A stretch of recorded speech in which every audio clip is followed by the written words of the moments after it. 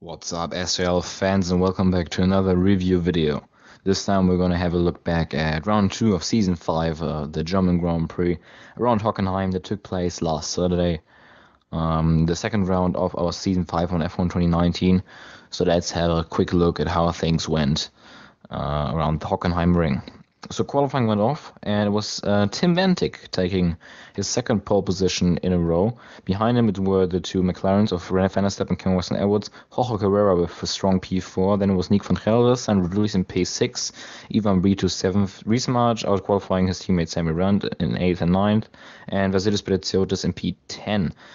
Disappointing qualifying result for Bretsiotis, who would go on and start on the medium compound tires, so he's on a different strategy, but still a really bad outing by the Greek. Then we were on the grid for the race start, the German Grand Prix with Tim Vantik on the front row together with René van der Stappen. And lights out, away we go. And once again was a bad start for Tim Vantik, who loses 2 positions against the two McLarens who take the lead. René van der Stappen leading Ken Edwards, who is in second place. René van der Stappen in the lead now, with Tim Vantik running third, trying to make the move there on Ken Edwards, but he has to stick back.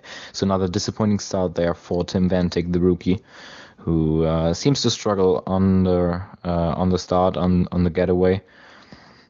As we head down into the treacherous hairpin now, lots of moves gonna be made here. We see some argy-bargy there with Sandro Doulis and one of the Alfa Romeos.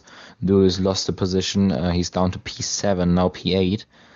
As we look at the back of the grid, what we don't see in this angle is Nick van Gelder, further up front, the reigning champion. Here you can see him half spun his car and collected Jorge Carrera and multiple other cars. So Nick van Gelder is down the order.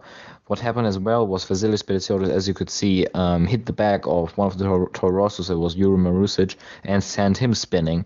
So there was front wing damage for Bretsiotis as well. So championship winner of season 4, Nick van Gelder, caused a big pile up there on the first lap. On lap 3 then, it was Tim Vantik trying to make the move for second place against Ken Edwards, who is, of course, defending his position really aggressively, as he usually does.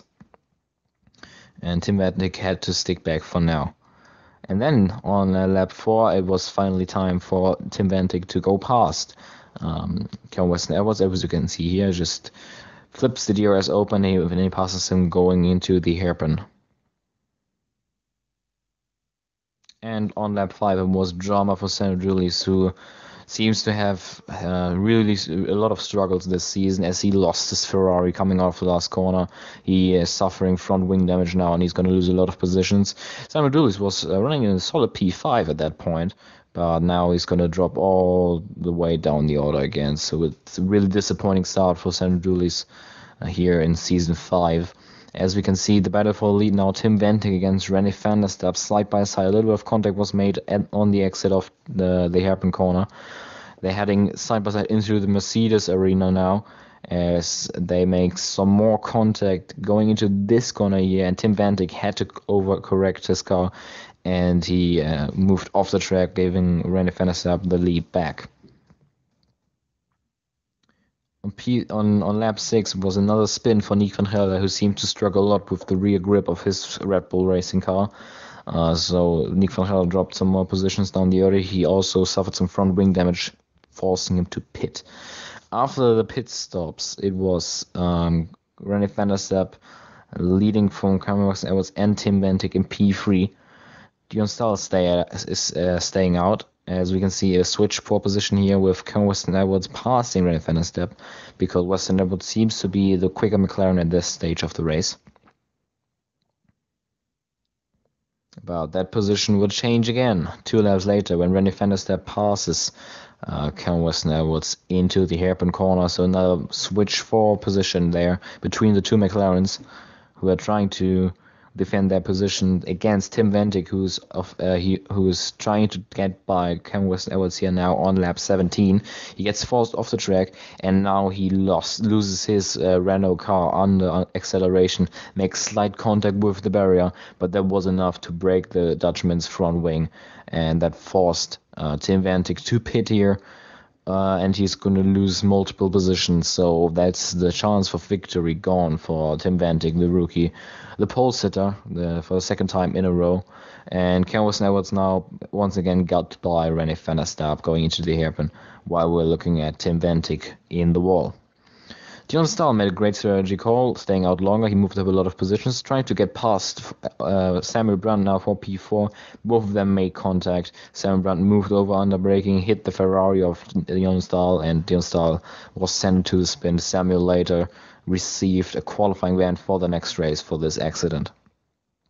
And then on the last lap, Cameron was moving over for René van der Staap to let his teammate by, because René van der Staap would win the race anyway on penalties, because Cameron Edwards has more penalty seconds than his teammate. Therefore, Cameron Edwards just let him by straight away, so it would be a nicer picture. And it's going to be if McLaren want to finish with René van der Staap winning for the first time since season 3, when Cameron Edwards taking home his second consecutive podium finish. It's Vasilis Petesiotis from P10 finishing on the podium in P3. Tim Vantik recovering in P4 after his front wing damage. Reid Smarch has a career best finish of P5 in his Haas F1 team. Dion Stahl in P6 ahead of Samuel Brandt, who lost a few positions after the contact with Dion Stahl. Jorge Carrera in P8. Behind him, it's his teammate Ivan Brito. And Nick van Gelder, the reigning champion, one lap down, recovering to P10 with the fastest lap as well. Robin Herstadtager and Colin Higgins, both multiple laps down, and then the non-finishers were Sandro Doulis, Louis Quindon, Juri Marusic, and Jan Holm. Sandro Doulis later on retiring after disconnecting twice, and yeah, that's a really disappointing start for the rig. So let's have a look at the Drivers' Championship. For the first time, after round 1, this is actually interesting, because Vasilis Petesiotis is leading the championship ahead of René van der Staap by 3 points. And then it's Cameron Edwards another 4 points back with Tim Vantik in P4. Reid Smarch in a surprising P5 ahead of his teammate Samuel Brandt in P6. Then it's Jorge Carrera, Dion Stahl, Robin Herstadtager in P9 with some solid points scored in his debut season. The Constructors' Championship is obviously led by McLaren, with their drivers doing really well, especially with the 1-2 finish at the German Grand Prix here. Behind them, it's 30 points behind is Mercedes, and then it's Renault Sport F1 team. Then it's Haas F1, Alfa Romeo, Scuderia Ferrari. A really disappointing start to the season for the Italian team, as we're going to have a look at our next race, which will be the Russian Grand Prix around Sochi tomorrow at the 28th of September, 3 p.m. UK time, so right after F1 qualifying, 16 o'clock German time, and 10 a.m. US Eastern time, so make sure you tune in for that. We will be live on YouTube, of course, live streaming the race. Leave a like if you enjoyed this video, subscribe to the channel to see more SRL content, check out our Instagram account, link will be down below in the description. Also check out our Patreon page to support our league. I've been Sandro, and I hope you enjoy the rest of your day, and I'll see you tomorrow at Sochi. If you want to support the SRL League, check out our SRL League Patreon page, link down below in the description. Grab yourself some exclusive prizes and rewards for becoming a Patreon.